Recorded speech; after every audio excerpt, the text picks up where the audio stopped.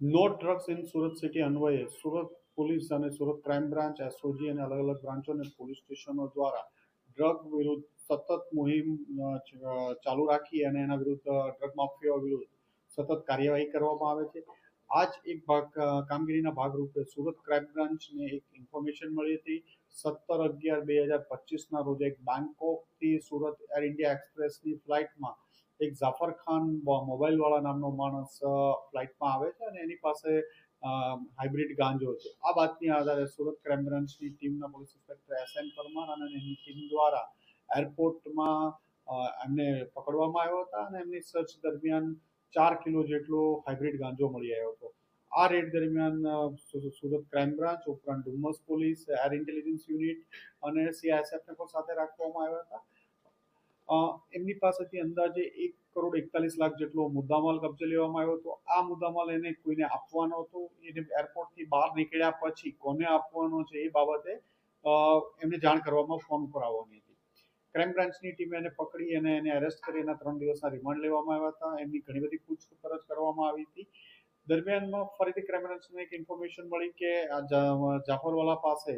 જાફર ખાન પાસે વધુ મુદ્દામાલ છે, જે બાતમી આધારે ફર્ધર એના રિમાન્ડ લેવામાં આવ્યા હતા અને એની પાસેનું જે લગેજ હતું બેગ, જેમાં ઉપર 8 પેકેટ જે 4 kg મળ્યા હતા, એ બેગ જ એને કન્ફેસ કર્યું કે બેગની અંદર કન્સીલ કરીને છુપાવીને વધુ હજી મુદ્દામાલ બીજો છે. જેથી પંચો અને સરકારી પંચો વિડીયોગ્રાફી અને બધાની સાથે રાખી અને ફરીથી એકવાર બેગની સર્ચ કરવામાં આવી હતી. બેગની ઉપર એક ફરીથી બીજું બેગનું કવર લગાડી દેવામાં આવ્યું હતું બેગની ઉપર. એમાં ટાયર ને ઉપર આખી બેગ કેવિટી બનાવી અને છુપાવવામાં આવ્યું હતું. એમના ઉપર એમણે કાર્બન પેપર મૂક્યા હતા, જેથી જે બેગેજ સ્કેનરમાં આ ડ્રગ્સ છે એ સ્કેન ન થાય અને આરામથી પાસ થઈ શકે, એટલે એ પણ એને છુપાવીને કબજે કરવામાં આવ્યું છે. એ બંને બેગ તોડીને સર્ચ કરતા એમાંથી 4 પેકેટ મળી આવ્યા હતા, જે 4 કિલો 800 ગ્રામ એટલે અંદાજે 5 કિલો જેટલું અને જેની કિંમત 1,70,00,000 જેટલાનો મુદ્દામાલ વધુ સુરત ક્રાઇમ બ્રાન્ચ દ્વારા ધરપકડ કરવામાં આવ્યું છે. ફોઇલ પેપર, બેગ વધુ કબજે, જે કાર્બન પેપરને કબજે કરવામાં આવ્યા છે અને હજુ આમાં તપાસ ચાલુ છે. દરમિયાન ઘણી બધી પોલીસને ઇન્ફોર્મેશન આ કેસ બાબતે આગળ મળી છે, પણ હાલમાં કાર્યવાહી આ બાબતે ચાલુ છે અને આ ઇન્વેસ્ટિગેશનમાં ટોટલ 3 કરોડથી વધુનો મુદ્દામાલ કબજે કરવામાં આવ્યો છે.